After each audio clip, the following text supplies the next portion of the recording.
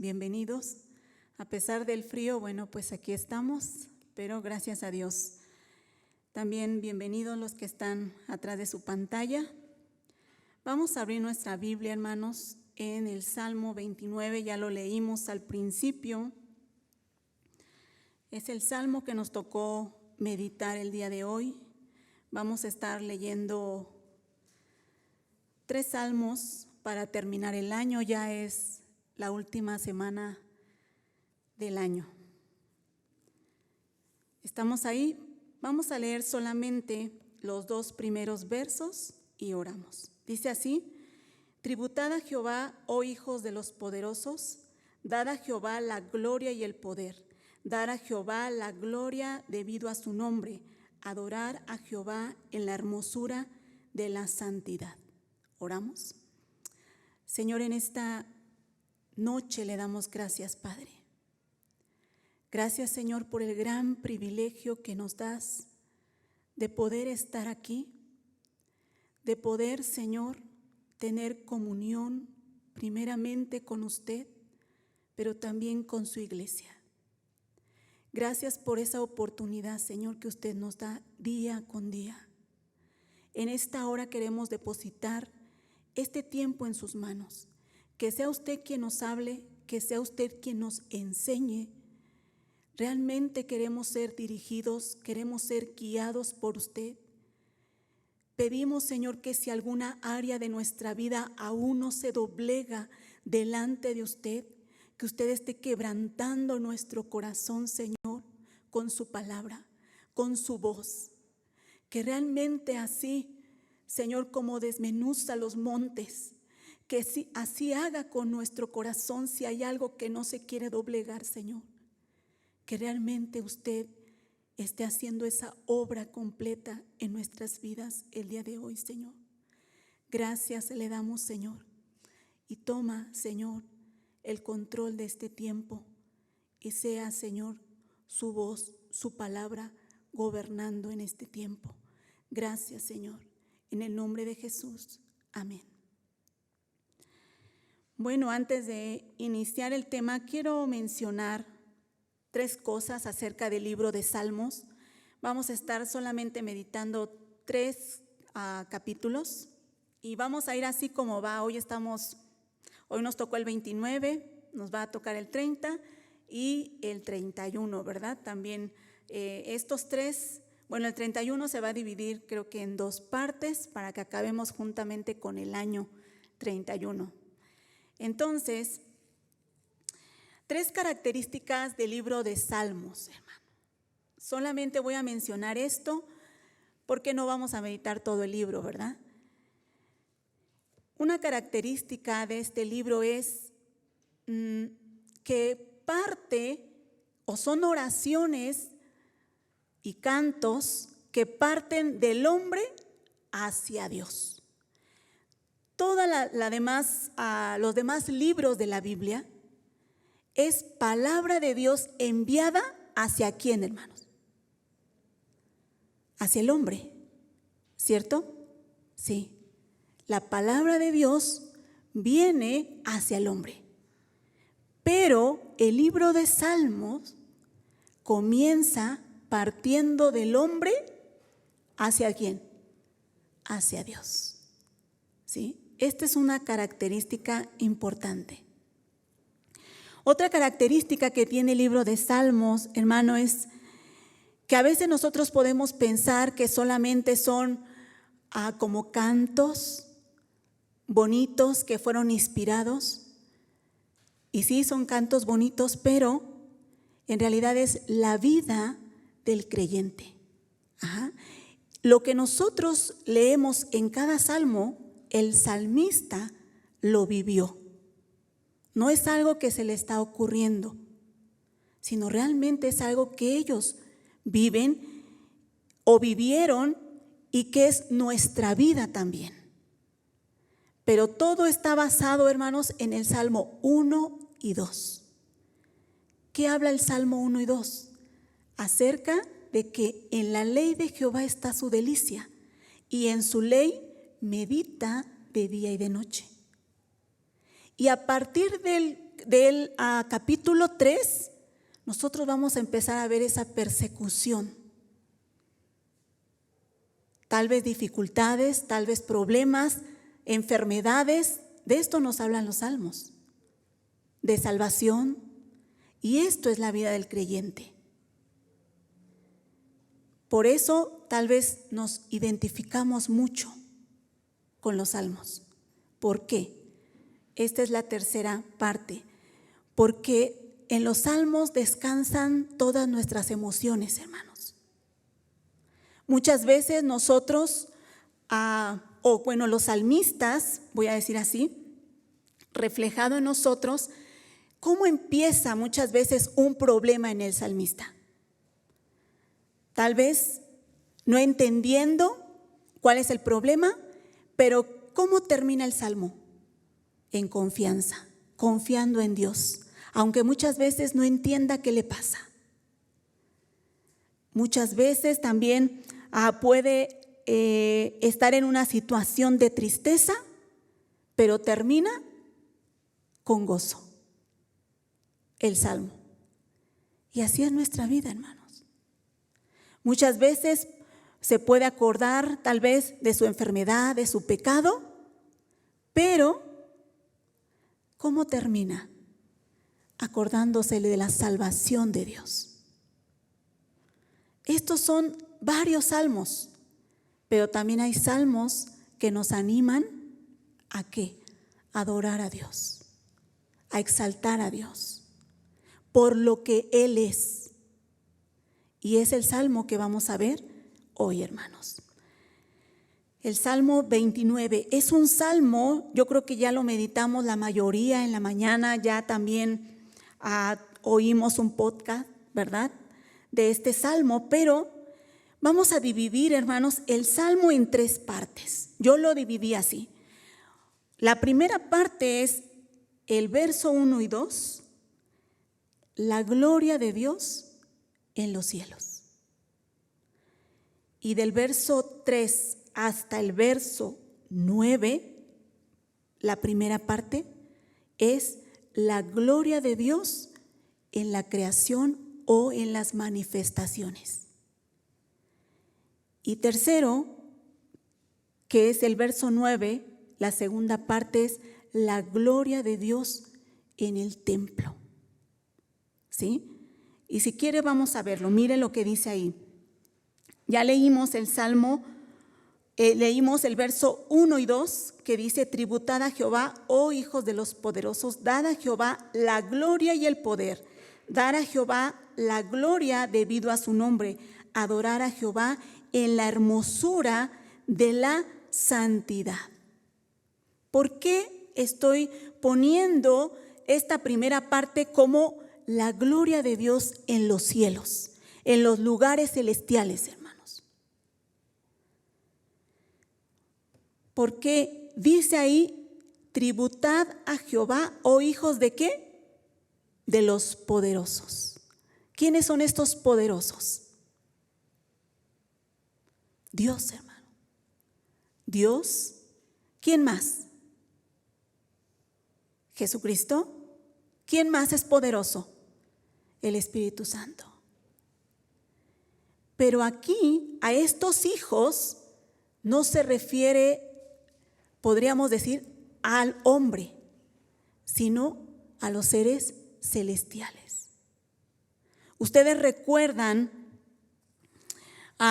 cuando estaba en el libro de Job, cuando estaba Dios y llega Satanás y dice que estaban ¿quién? Los hijos de Dios. ¿Hablando de quién? De los ángeles. Ahí estaba Satanás también. Entonces, este hijo de los poderosos se está refiriendo a los seres celestiales. ¿Qué está haciendo David entonces? Ahorita lo vamos a ver, hermanos. Mire lo que dice tributad. ¿Qué es tributad, hermanos? Y después dice dad. Y después vuelve a decir en el verso 2, dad. O sea, darle a Jehová. Cuando los judíos repiten varias veces la misma palabra, hermanos, es porque quiere enfatizar algo, quiere hacer énfasis en eso. Ustedes recuerdan cuando Jesús decía, de cierto os digo, ¿verdad? Es lo mismo. Esa palabra tributad es la misma palabra de dad, o sea, darle a Dios, entregarle a Dios algo. Pero ¿qué le vamos a entregar, hermanos? ¿Qué está diciendo? Dar a Jehová la gloria y el poder. Dad a Jehová debido a ¿qué, hermanos? A su nombre. O sea, denle la gloria a Dios por lo que es Él. Aquí no está diciendo porque haya hecho algo, sino porque Él es Dios. En su esencia, Él es Dios. Y después dice, adorar a Jehová en la hermosura de su santidad, porque Él es santo. Pero ¿por qué David está, bueno, si es que David escribió este salmo, ¿por qué está poniendo a los ángeles como ejemplo de adoración? Y para esto yo quiero ir a Isaías, hermanos. Isaías 6.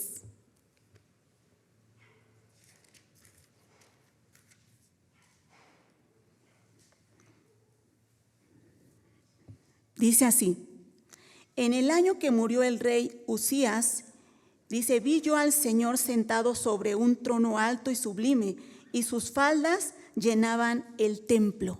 Esto está viendo Isaías. ¿A qué se refiere cuando dice que Dios estaba sentado en su trono alto y sublime? O sea, Él está gobernando y sus faldas llenaban el templo. ¿Qué es esto?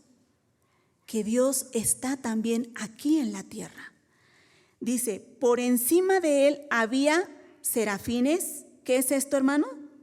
Ángeles. Cada uno tenía 6 alas. Con 2 cubría sus rostros, con 2 cubría sus pies y con 2 volaban. Mire lo que hacían los ángeles. Con sus 6 alas dice que con 2 cubrían ¿qué? Su rostro. O sea, estos ángeles no eran capaces de ver a Dios. No se sentían dignos de ver a Dios. Que ellos cubrían su rostro. Pero no solo su rostro, sino dice que con otras 2 alas, ¿qué hacían, hermanos? Cubrían sus pies. ¿Qué es esto? Cuando uno camina en el piso, ¿qué pasa con los pies? Se ensucian, ¿verdad? ¿Qué están diciendo los ángeles? ¿Qué están tapando los ángeles? Su inmundicia. Si ellos tuviesen algo de inmundicia, ellos están cubriendo esa inmundicia. ¿Por qué? Porque están delante de un Dios que es santo. Y lo van a decir, dice que con las otras 2 alas volaban. Y dice el 3, y el uno al otro daban voces diciendo, santo, santo, santo, Jehová de los ejércitos, toda la tierra está llena de su gloria. ¿Vemos cómo es la adoración de estos ángeles, de estos seres celestiales? Voy a seguir leyendo solamente para ver lo que hace Isaías. Dice, y los quinciales y las puertas se estremecieron con la voz del que clamaba, y la casa se llenó de humo. Entonces dije, ay de mí, que soy muerto, porque siendo hombre inmundo de labios y habitando en medio del pueblo que tiene labios inmundos, han visto mis ojos al Rey Jehová de los ejércitos. Y voló hacia mí uno de los serafines, dice, teniendo en su mano un carbón encendido, tomado del altar con unas tenazas. Y tocando con él sobre mi boca, dijo, he aquí que dice que he aquí que esto tocó sus labios y ha quitado tu culpa y limpió tu pecado. O sea, ¿qué está haciendo? ¿Cómo se sentía Isaías al ver no a Dios directamente, sino al ver esa nube que se llenó el templo? ¿Cómo se sentía él? Realmente él se sentía culpable. Soy hombre muerto porque vi esto. Pero dice, un ángel vino y ¿qué hizo? Dice que puso carbón en sus labios y quitó su pecado. Esto, hermano, quiero que lo recuerde porque más adelante lo vamos a ver. Regresemos entonces al Salmo 29, hermanos. Entonces, si esto se aplica para los ángeles, cómo ellos adoran a Dios, ¿esto se aplicará a nosotros, hermanos? ¿Cómo ellos rinden tributo a Jehová? Vamos al Salmo 96. Mire lo que dice.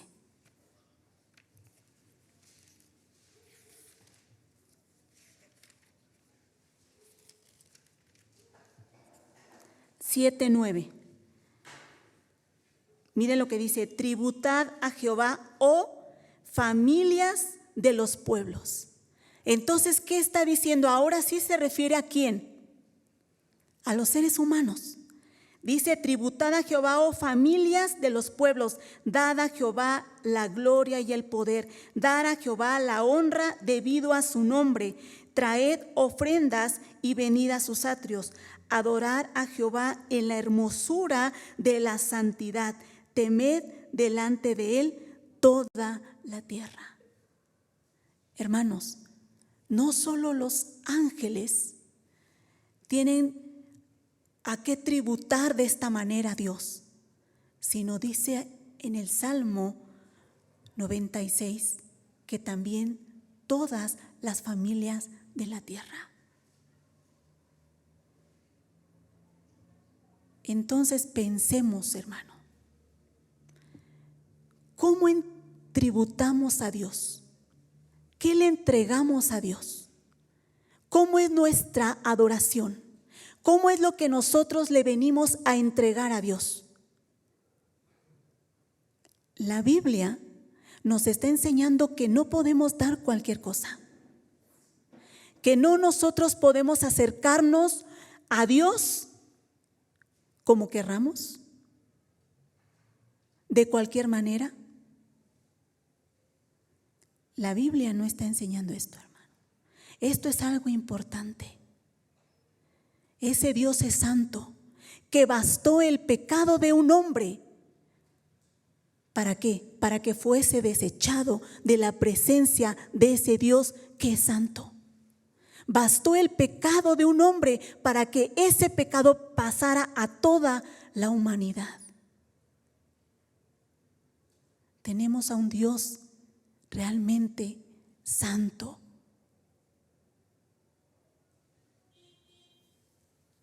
Pero ahora, hermanos, voy a ir a otra cosa.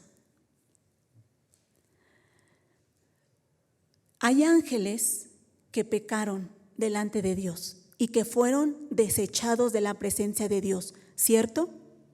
Sí. Hay ángeles que no pecaron delante de Dios y son los que están delante del trono de Dios, que son los que tal vez nos está presentando aquí. Ahora, si estos ángeles que no pecaron, yo pregunto, ¿necesitan ser redimidos? ¿Sí o no, hermanos? ¿Qué redimidos? O sea, rescatados del pecado. Si no pecaron. No, hermanos. No. ¿Qué quiero decir? Que por ellos no murió Cristo. Por ellos no murió Cristo, hermanos.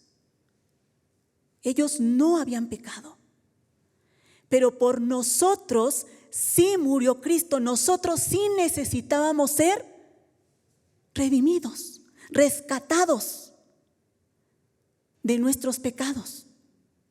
Pero entonces, estos ángeles, que Cristo no murió por ellos, voluntariamente están delante de la presencia de Dios adorándole y no se sienten dignos ni siquiera de mirar.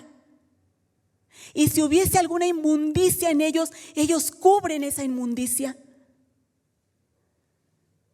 Y ellos están ahí día y noche adorando a Dios. ¿Cómo tiene que ser nuestra adoración? Que por nosotros murió Cristo. ¿Cómo tendría que ser nuestra entrega? Cuando Dios, hermanos, pidió que le tributaran algo, que le llevaran animal u ofrenda, ¿Dios pidió que lo hicieran como quisieran? No, hermanos. Por eso es que digo, muchas veces nosotros nos acercamos, queremos acercarnos a Dios como querramos, menospreciando a Dios, no como estos ángeles. Valoramos o tomamos en poco lo que Dios hizo a través de Cristo por nosotros.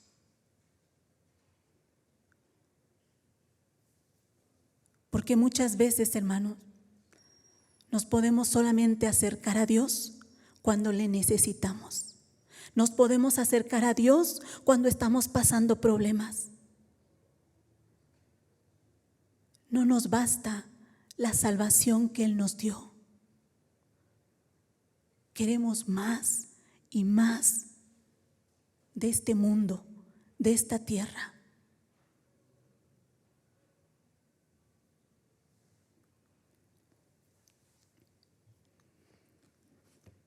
La segunda parte, hermanos, es la gloria de Dios en la creación o en las manifestaciones que va a nombrar aquí. Solamente voy a leer la primera parte. Dice, voz de Jehová, dice el 3, voz de Jehová sobre las aguas, truena el Dios de gloria, Jehová sobre las muchas aguas, voz de Jehová con potencia, voz de Jehová con gloria. O sea, ¿cómo es la voz de Dios? Dice aquí, como estruendo de muchas aguas, con potencia. Pero después también va a decir sobre la tierra, sobre los animales. Está poniendo varias figuras sobre los truenos, sobre el fuego. Algún comentario que yo leí decía que esta parte que se refiere aquí, que es la forma como escribía los cananeos hacia el dios Baal. Porque el dios Baal, o sea, el dios donde creía Canaán, lo relacionaban mucho con la lluvia, con los truenos, como el dios de la lluvia, el dios del trueno, de las aguas. Puede ser, pero yo quiero verlo de otra manera, hermanos. Quiero verlo de una manera diferente. Toda esta voz lo menciona 7 veces, cómo es la voz de Dios. Pero, ¿en qué? En su gloria, hermanos. En su gloria. ¿Qué es la gloria de Dios? Es la presencia de Dios, hermanos. Esa presencia de Dios, esa gloria de Dios. Para esto yo quiero que vayamos a Éxodo, que muchos ya conocen este pasaje. Capítulo 19, hermanos.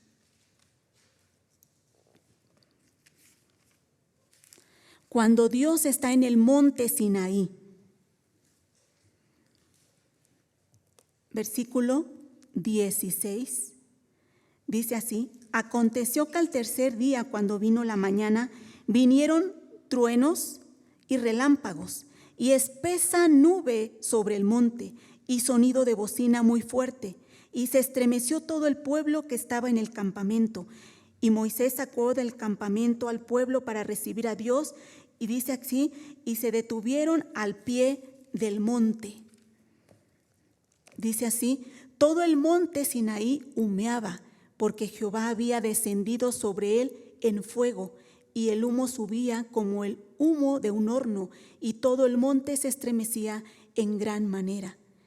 El sonido de la bocina, o sea, de su voz, iba aumentando en extremo.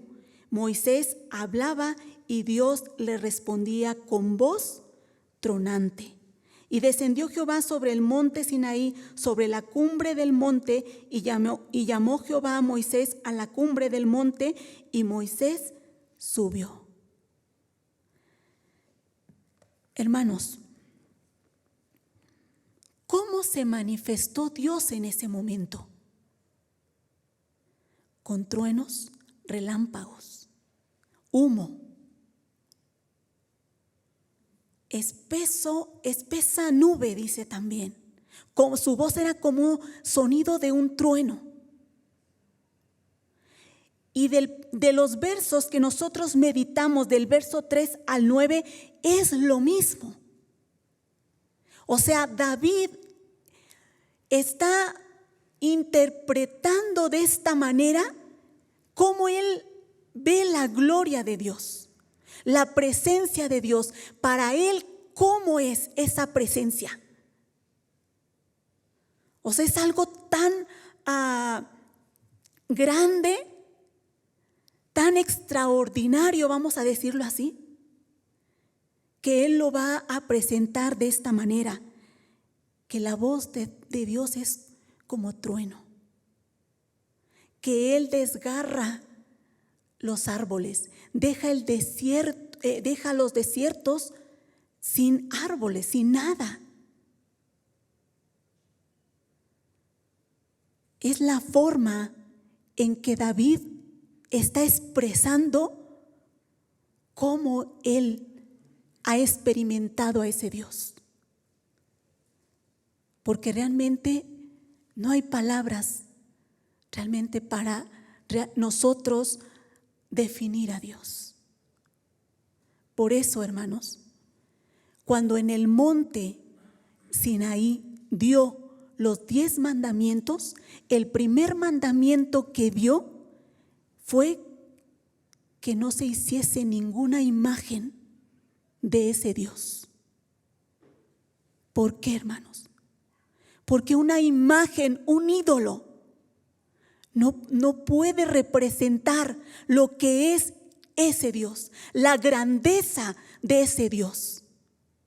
Por eso David lo está comparando con varias cosas naturales que son tan poderosas que el hombre no puede hacer nada delante de ellas. Sino nosotros, ¿qué podemos hacer, hermanos, delante de un huracán? ¿Qué podemos hacer? ¿Podemos detenerlo? No. ¿De un tsunami podemos detenerlo? No, hermanos. Por eso es que David está expresando cómo él ve esa gloria de Dios, esa grandeza de Dios de esta manera. Hermanos, la gloria de Dios fue expresada en el Antiguo Testamento de maneras extraordinarias. Usted recuerda también cuando Moisés terminó el tabernáculo, dice que la gloria de Dios se llenó en una nube, ¿verdad? También cuando Salomón terminó el templo, lo mismo, estaba esa nube. ¿Por qué, hermanos? Porque el hombre no puede ver directamente esa gloria de Dios. ¿Qué le pasó a Pablo cuando iba de camino a Damasco al ver la gloria de Dios, hermanos? Esa luz tan brillante, ¿qué pasó? ¿No se quedó ciego? Sí, hermanos. Porque ese Dios es el Dios que tenemos, es tan grande. Ninguno de nosotros puede ver el sol de una forma directa, ¿verdad? ¿Cuánto aguanta ver el sol? Y lo que vemos del sol, lo que nos llega de luz, es muy poco, hermanos. Ahora imagínese al creador de ese sol.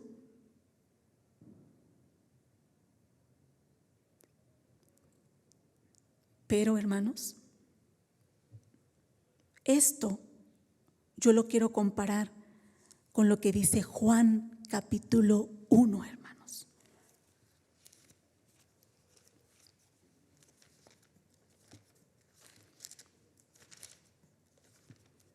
Juan 1.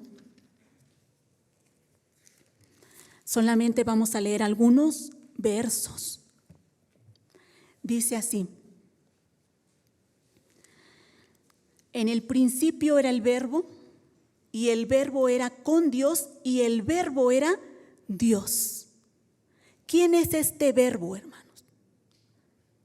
¿Quién es?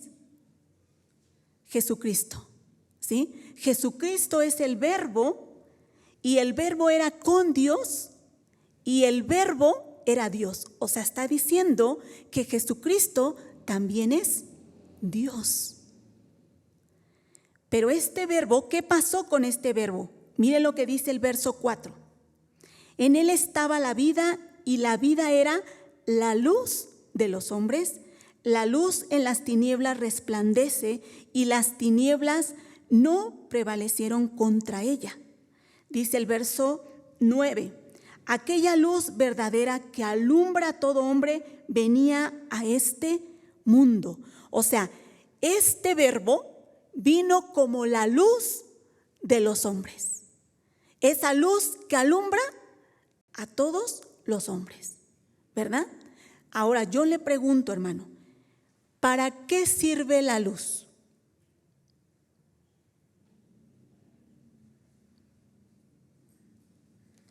¿No sabemos? ¿Cómo?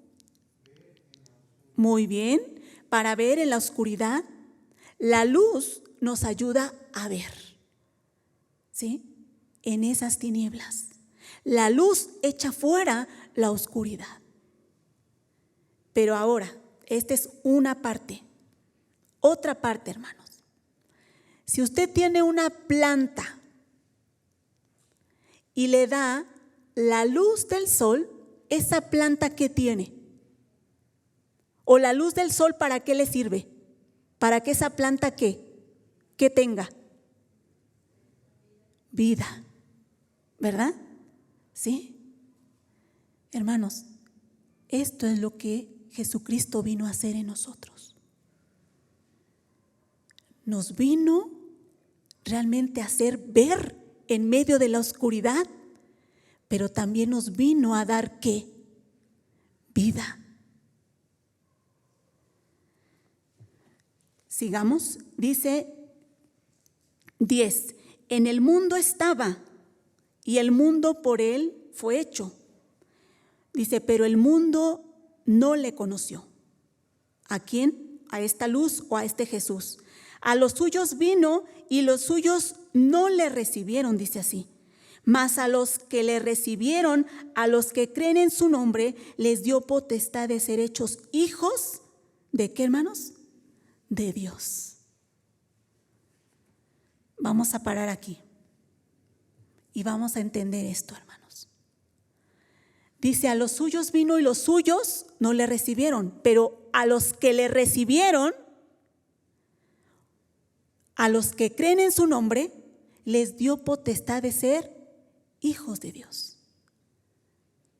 Hermanos, aquí parece que la acción la estamos haciendo nosotros. Nosotros estamos recibiendo a Dios, o nosotros estamos recibiendo a Jesús, ¿verdad?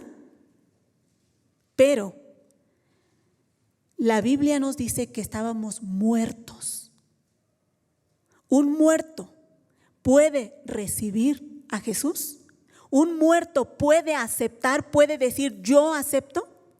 ¿Un muerto?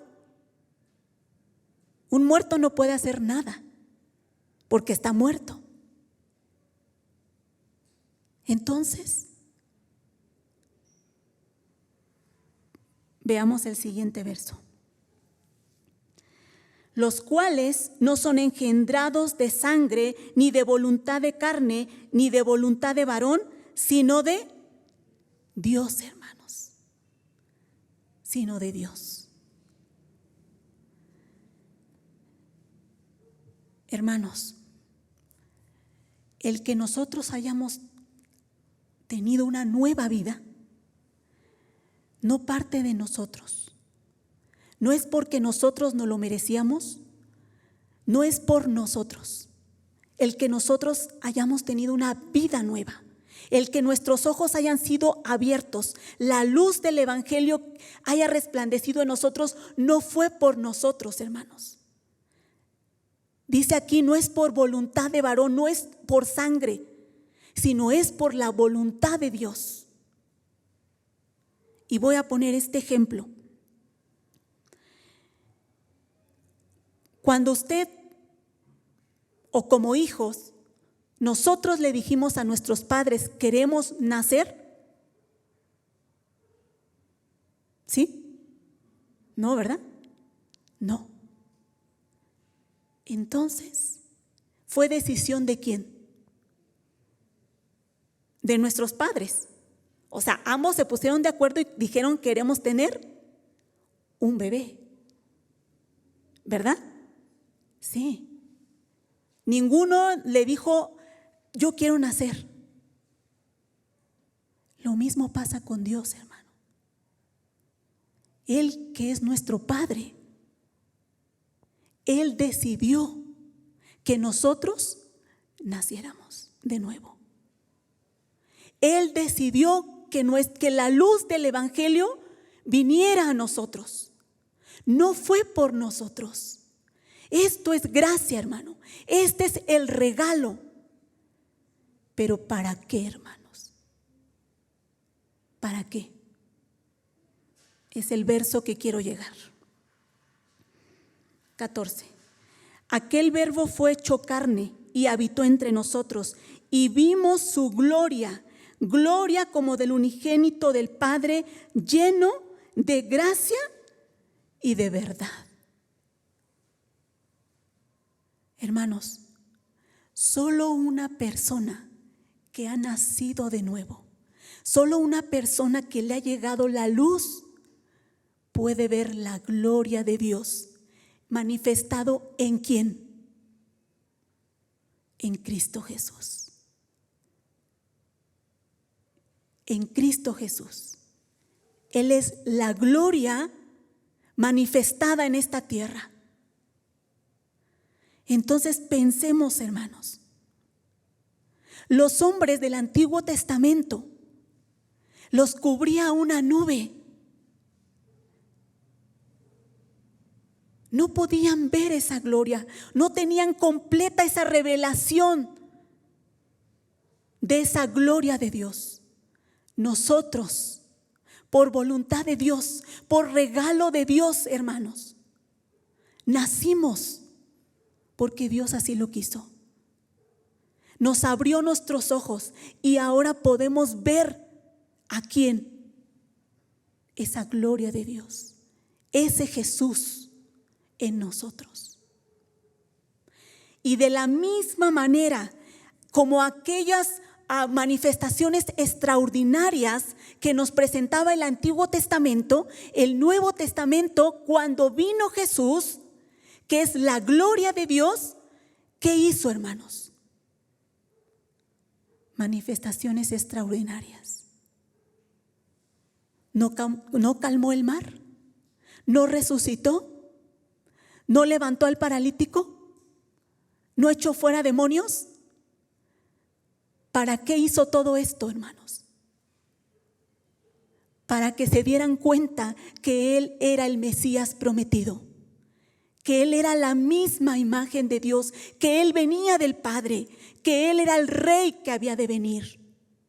Por eso hizo todas esas manifestaciones, mostrando la gloria de Dios. Pero vamos aquí a Juan capítulo 12, hermanos.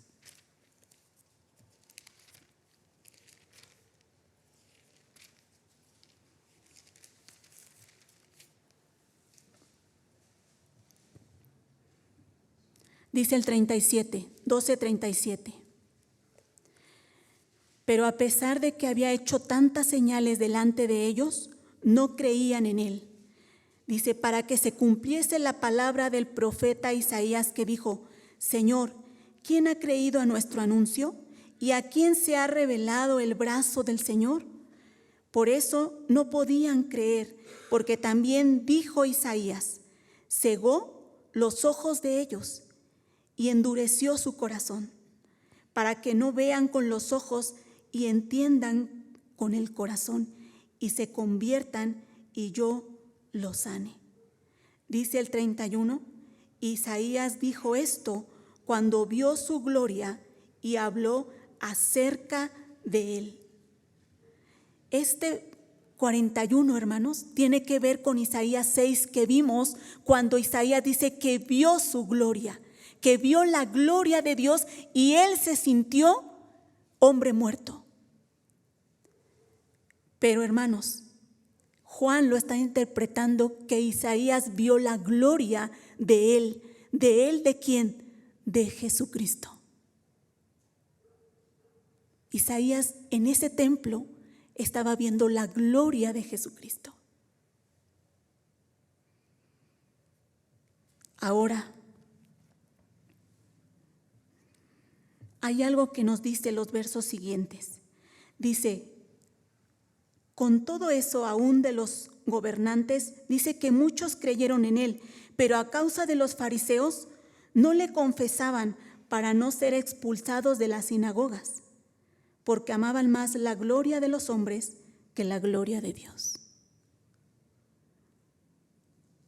Entonces yo pregunto, hermanos, dice que Dios hizo muchas señales, pero muchos no creyeron.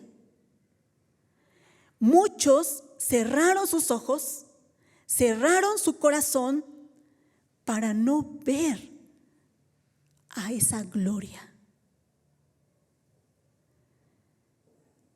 Y dice que muchos creyeron, pero no le confesaban, porque prefirieron más la gloria de los hombres. Y yo hoy pregunto, hermanos, entonces en la iglesia puede haber personas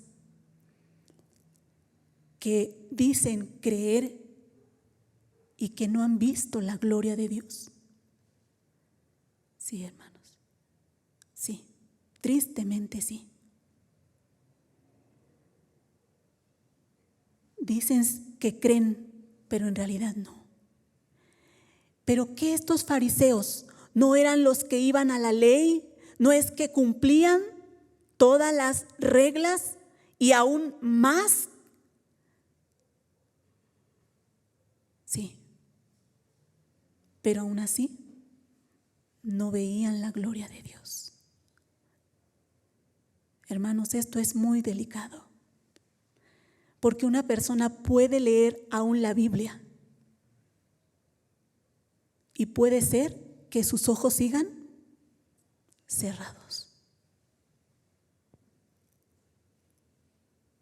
Usted ha encontrado gente que dice, es que no leo la Biblia porque no la entiendo. O la leo, pero no la entiendo. ¿Verdad? ¿Qué necesitamos? Que nuestros ojos cada vez necesitamos pedirle al Señor que la gloria de Dios esté en nosotros, que abra cada vez con esa luz nuestros ojos para poder entender y poder ver esa gloria de Cristo en nosotros.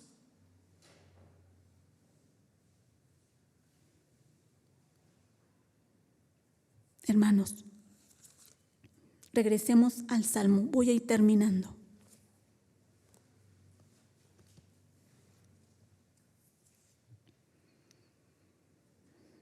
La última parte que dice, en su templo, dice el verso 9, la segunda parte, en su templo todo proclama su gloria. Y dice el verso 10, Jehová preside en el diluvio y se sienta Jehová como rey para siempre. Hermanos, Dios nos dio el regalo de poder ver esa gloria, de poder ver a Jesucristo obrando nuestras vidas cada día. Tal vez Isaías, como vimos, dice, vio la gloria de Dios, pero tal vez de una forma limitada. Abraham, la Biblia también nos dice que vio a Jesucristo o esa obra, o sea, esperaban a ese Mesías. David también esperaba a ese Mesías, la Biblia nos dice. Moisés, Hebreos 11 también nos dice que también esperaba a ese Mesías. Ellos vieron la gloria de Dios de una forma limitada, voy a decir así. Pero a nosotros, hermanos, se nos ha dado la revelación completa en la palabra de Dios. Y no solo eso, sino lo que va a pasar en el futuro. Lo que va a pasar cuando ya estemos allá con Cristo. Eso lo dice Apocalipsis. Y lo voy a comparar con esto del templo. Apocalipsis capítulo 21, hermanos. Mire lo que dice. Mire hasta dónde, hasta qué revelación se nos ha dado a nosotros. 21, 22 y 23 dice así: y no vi en ella templo, porque el Señor Dios Todopoderoso es el templo de ella y el Cordero. La ciudad no tiene necesidad de sol ni de luna que brillen en ella, porque la gloria de Dios la ilumina y el Cordero es su lumbrera. Hermanos, allá nos presenta un templo. Y cuando nosotros oímos templo, tenemos que acordarnos de lo que entregaban el pueblo a Dios. Esos tributos. O sea, ellos iban a adorar al Rey, a adorar al que gobierna sus vidas. De la misma manera tiene que ser con nosotros. Cuando nosotros venimos al templo, venimos a adorar a nuestro Rey, al que está sentado en ese trono. Pero, ¿qué nos dice aquí? ¿Cómo va a terminar el libro? ¿Cómo termina el libro de Apocalipsis? Ya no hay templo. ¿Quién es el templo? Dios, y el Cordero es el templo. Y la iglesia, su pueblo, no va a tener necesidad de luz del sol. ¿Por qué? Porque su gloria nos va a cubrir, nos va a iluminar. Mire qué grandioso es lo que a nosotros se nos ha revelado. Los del Antiguo Testamento solamente veían hacia el Mesías. Pero nosotros, hermanos, hasta después de nuestra resurrección, ¿dónde vamos a estar?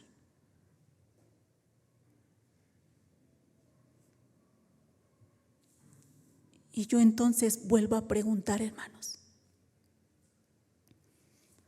¿cómo es lo que nosotros le entregamos a Dios? Lo que nosotros le estamos tributando a Dios. ¿Cómo adoraban los ángeles? ¿Cómo adoraba o cómo expresó David esa gloria de Dios, aunque era limitado tal vez el conocimiento porque no estaba toda la revelación? Él veía un Dios grandioso. ¿Cómo vemos nosotros a Dios? ¿Qué tan importante es Dios para nosotros, hermanos?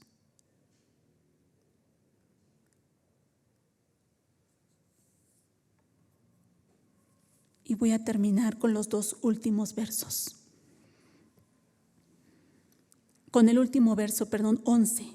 Jehová dará poder a su pueblo. Jehová bendecirá a su pueblo con paz. Hermanos, esa palabra poder y esa palabra paz, aunque tienen diferentes significados, pero se puede decir de la misma manera. Es algo que está completo. Es algo que ha vuelto a su origen, al principio, voy a decir así, al original. ¿Por qué? Porque al principio, ¿cómo era la relación en el Edén? Estaba la gloria de Dios. ¿No estaba la presencia de Dios con Adán y Eva? Sí, estaba esa gloria. Tenían comunión con ese Dios. ¿Pero qué pasó? Eso se distorsionó. Y entonces ya no había paz para con Dios. Pero lo que está diciendo aquí es que Dios va a volver a hacer a su pueblo de una manera como fue desde el principio, de una forma original, completo. Y ya lo vimos en Apocalipsis, estando Dios en medio de ese pueblo. Oramos, hermanos. Señor, gracias por su gloria. Gracias por Jesucristo. Porque sabemos, Señor, que esa gloria resplandece en nuestros corazones. No queremos, Señor, tomar en poco lo que usted nos ha mostrado a través de Cristo.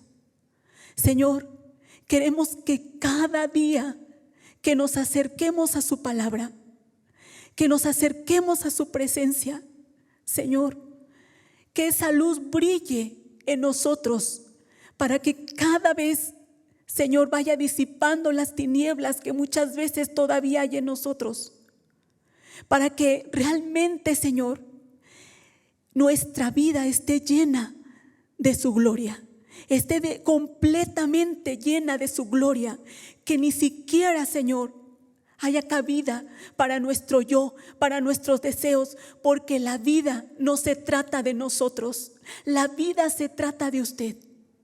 Y queremos, Señor, realmente que usted abra cada día nuestros ojos para ver su gloria, para que realmente valoremos lo que usted ha hecho por nosotros, porque muchas veces, Señor, seguimos cegados por este mundo y por eso no valoramos lo que usted ha hecho por nosotros.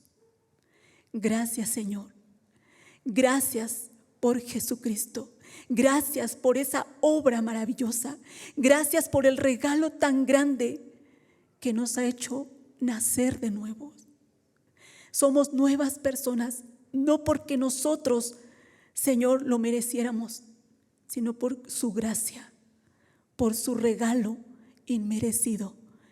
Y gracias a eso podemos ver su gloria, su presencia cada día en nuestras vidas, habitando en nuestro hogar, en nuestra familia, habitando en la iglesia, habitando, Señor, con nosotros, juntamente morando con nosotros. Gracias, Señor. Gracias, Padre. En el nombre de Jesús le agradecemos. Amén. Dios les bendiga, hermanos.